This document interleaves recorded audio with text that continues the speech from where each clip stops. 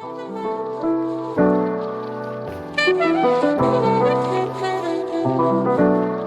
everyone, welcome back to my channel. I'm Alicia and I make sewing and DIY fashion videos. So today I have one of my favorite kind of videos, a thrift flip for you guys. When I go thrifting, I like to go into like housing, like bedsheet area. You can actually find a lot of good household items to use as fabrics.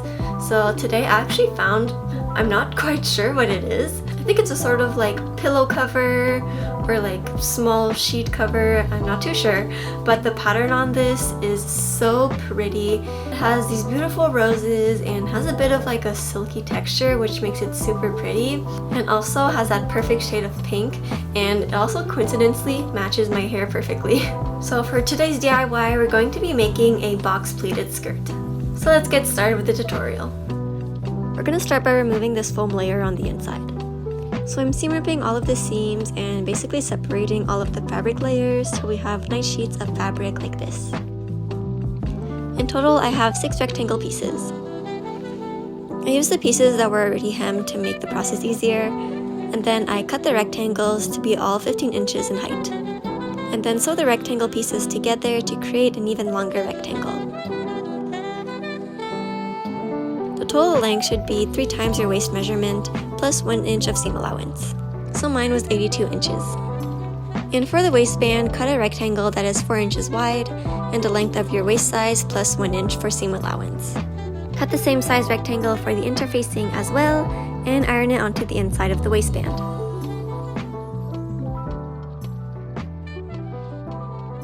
Next, we're gonna mark the pleats. I want mine to be 3-inch pleats, so I added a marking space at 3 inches starting from the middle, and then 6 inches, 3 inches, 6 inches, and repeat till the end of the skirt. To make the pleats, fold the fabric right sides together so that the 6-inch markings are touching, and then add a 3-inch marking going down the skirt.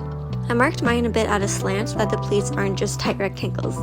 Continue these steps until the end of the skirt, so fold the fabric, align the 6-inch markings, and pin the pleats in place.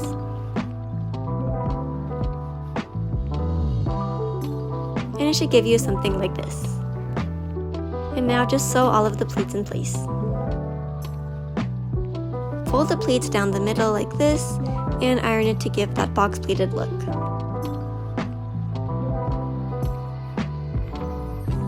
I also folded and ironed the pleats all the way down the skirt as well. Sew a basting stitch to secure everything in place.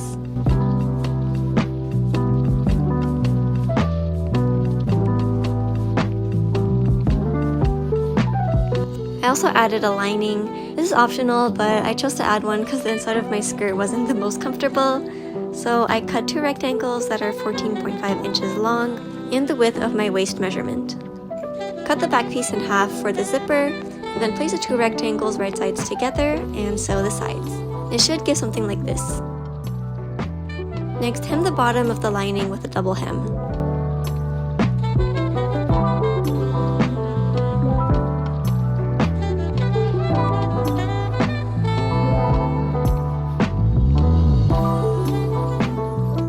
Now we're going to add the lining to the skirt. So pin the side seams of the lining to the sides of the skirt, and also pin the center front, everything right sides together. And then I'm just folding the excess fabric to the sides like this to create a pleat. This doesn't have to be perfect since it's on the inside and no one will see it, so just make sure the pleats are evenly spaced. And repeat the same thing for the back, so pin the ends together and just fold the excess fabric like this. And then sew another basting stitch to secure all of the layers together. And it should look like this so far. Now it's time to attach the waistband.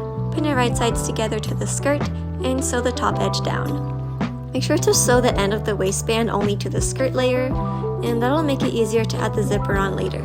To do that, first I sew the waistband and the skirt, and then stop sewing when I get to the lining, and then I place the lining back under and continue sewing.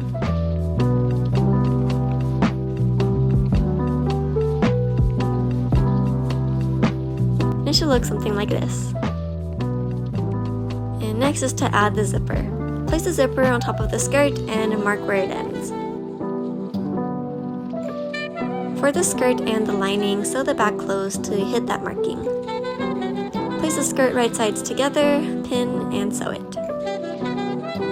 To attach the zipper, start by pinning the lining out of the way, and place the zipper facing down onto the skirt.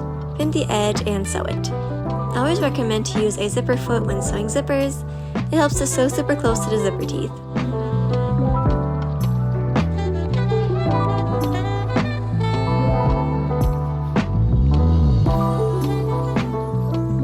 When one side is done, fold it upright and place the other end of the zipper right sides together to the skirt. Sew it down just like on the other side. And now sew a top stitch around the zipper to make it nice and clean.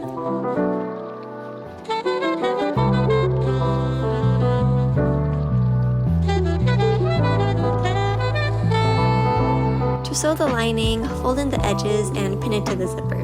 I just hand sewed it in place. You can also machine stitch it, but I just found it easier to hand sew it. And that's all for the zipper. And the last thing to do is to fold the waistband and sew it in place.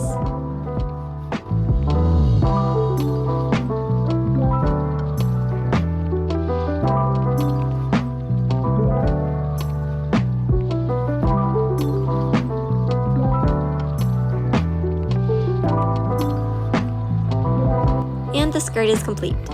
Here's the final transformation.